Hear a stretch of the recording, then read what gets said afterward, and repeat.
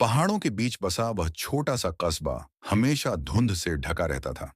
सुबह की हवा देवदार की खुशबू से भरी होती और रातें इतनी शांत होती कि अपनी धड़कन तक सुनाई देती। इन्हीं शांत रातों में कस्बे की सबसे पुरानी गली के आखिर में एक लकड़ी के छोटे से घर में रहती थी अनाया। देखने में साधारण, पर उसके आसपास एक रहस्य का साया हमेशा रहता था। उसके घर की पुरानी खिड़की पर टंगा हुआ लाल रंग का दीपक, वही दीपक जो हर रात 12 बजे अपने आप जल उठता था। कोई उसे छूता नहीं था, कोई उसे जलाता नहीं था, लेकिन जैसे ही घड़ी की सुई 12 पर पहुंचती, दीपक लाल रोशनी से चमक उठता।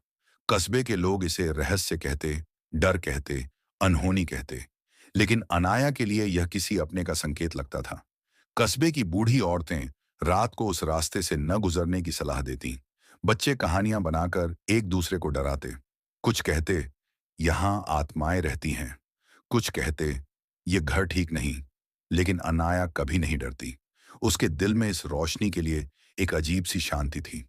शायद इसलिए क्योंकि उसके बचपन की सबसे सुंदर यादें इसी घर से जुड़ी थीं, और सबसे ज्यादा उसके दादा से।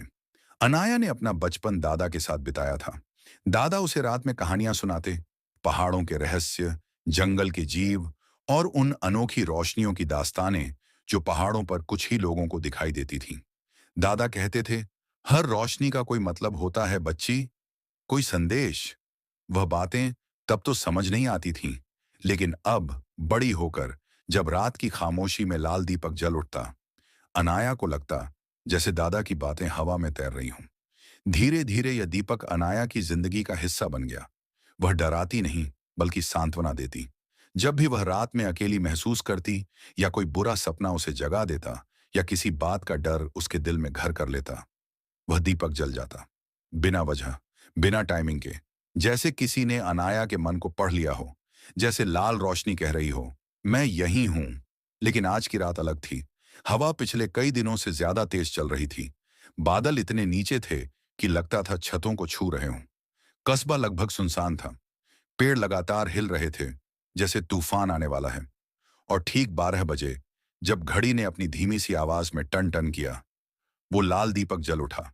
लेकिन इस बार कुछ अलग था। उसकी लौ पहले जैसी हिल नहीं रही थी। हवा इतनी तेज थी कि बाहर की चीजें उड़ने लगी थीं, लेकिन दीपक की लौ बिल्कुल स्थिर थी, जैसे किसी ने उसे हाथ में पकड़ रखा हो, जैसे कोई अदृश्य शक्ति उसे संभाले हुए हो। अनाया का दिल तेजी से धड़कने लगा। वह धीरे धीरे खिड़की की ओर चली। खिड़की के पास पहुंचकर उसने दीपक की लाल रोशनी को गौर से देखा। वह रोशनी कमरे में फैलकर दीवारों पर नाच रही थी, लेकिन उसमें कोई उथल पुथल नहीं थी, बस एक गहरी शांत चमक। अनाया ने कांपते हुए पूछा, कौन हो तुम? उसकी आवाज इतनी धीमी थी कि अगर कमरे में पंखा भी चल रहा होता तो वह सुनाई न देती। लेकिन उस पल पूरी दुनिया शांत थी। अगले ही क्षण कमरे की हवा अचानक ठंडी होने लगी। ऐसा लगा जैसे कोई अदृश्य उपस्थिति धीरे धीरे उसके पास आ रही हो। फिर कमरे के कोने में, जहां हल्की सी परछाई थी, एक बहुत धीमी और गहरी आवाज गूंजी, मैं वो हूं जो तुम्हारी रक्षा करता हूं। अनाया का शरीर सिहर गया। उसने दीवार पकड़कर खुद को संभाला। उसके होंठ कंपा उठे। तुम तुम मुझे क्यों बचाते हो? उसके पूछते ही दीपक की लाल रोशनी थोड़ी और तेज हो गई, जैसे किसी ने भावपूर्ण सांस ली हो। आवाज ने कहा, क्योंकि एक दिन मैं तुम्हें खो नहीं सकता था। अनाया की आंखें फैल गईं। उसके पैरों के नीचे से जमीन सरकने लगी। वह धीरे से खिड़की के पास बैठ गई, जैसे उसके भीतर का कोई सहारा टूट गया हो। उसने कांपती आवाज में पूछा, तुम कौन हो? कोना धीरे धीरे और लाल चमकने लगा। दीवार पर पड़े साए ऐसे लग रहे थे जैसे कोई कहानी खुद ब खुद बन रही हो। आवाज फिर आई, तुम बहुत छोटी थीं, 6 साल की। उस दिन तूफान आया था। तुम पहाड़ी रास्ते पर खेलते हुए फिसल गई थी। तुम्हारे हाथ में लगी घास की डंडी भी तुम्हें नहीं रोक पाई थी। तुम लगभग खाई की तरफ गिर गई थी, और उसी पल मैंने दौड़कर तुम्हें पकड़ा था। मैं तुम्हें अपनी बाहों में लेकर वापस लाया था, और उसी शाम मैंने इस दुनिया को छोड़ दिया। अनाया का दिल रुक गया। उसने आंखें बंद कर लीं, जैसे वह समय वापस लौट आया हो। उसके चेहरे पर आंसू बहने लगे। कमरे में हल्की सी गर्मी फैलने लगी, एक ऐसी गर्मी जो किसी अपने के स्पर्श जैसी थी। आवाज फिर बोली, मैं तुम्हारा दादा हूं, और मैं कभी भी तुम्हें अकेला नहीं छोड़ सकता था। अनाया अब टूट चुकी थी। वह जमीन पर घुटनों के बल बैठ गई। उसने हवा में हाथ बढ़ाया, उम्मीद में, लालसा में, उस एहसास में कि शायद दादा का हाथ उसके हाथ पर रखा हुआ है। उसकी आवाज टूटती हुई निकली, दादा, आप सच में यहां हैं? दीपक की रोशनी और तेज हो गई। कमरा जैसे किसी अदृश्य आलिंगन से भर गया।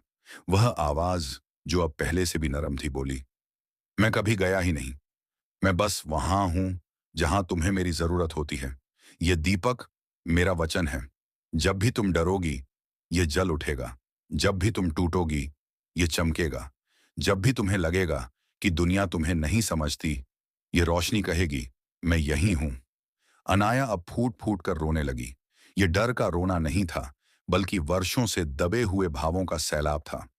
उसके दिल में जो खालीपन था, जो अकेलापन था, वह धीरे धीरे पिघल रहा था। दादा की आवाज धीरे धीरे हल्की होने लगी, जैसे वह किसी दूर गहराई में जा रही हो, लेकिन उसमें प्यार उतना ही गहरा था। कुछ क्षणों के बाद दीपक की लौ धीरे धीरे मंद होने लगी।